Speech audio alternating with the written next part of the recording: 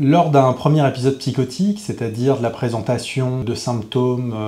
à type d'hallucination, délire, fluctuation thymique pendant une durée suffisante de 7 jours,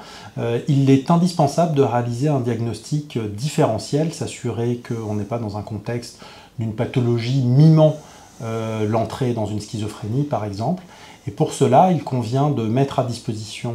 des professionnels et des usagers des outils qui soit accessible au plus près du patient, c'est ce qu'on appelle le diagnostic différentiel.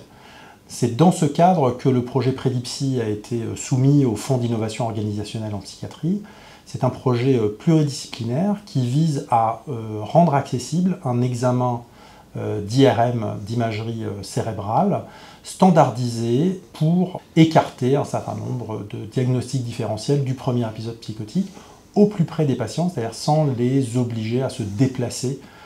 jusqu'à des centres spécialisés, mais en constituant des binômes ou des trios de psychiatres, pédopsychiatres, radiologues sur le territoire. Alors, les radiologues et les manipulateurs de la région ont tous répondu présents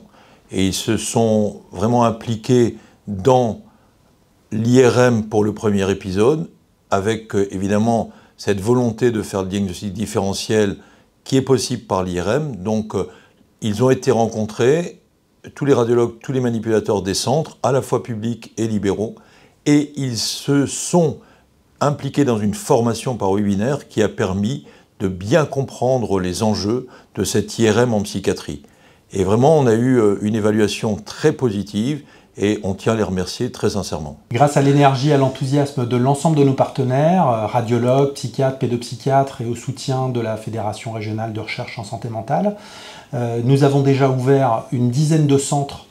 qui permettent de réaliser ces IRM grâce à un kit standardisé qui a été développé dans le cadre du projet Prédipsy. Et nous comptons en ouvrir plusieurs autres à l'échelle des Hauts-de-France et peut-être au-delà de la région grâce à la pérennisation du projet.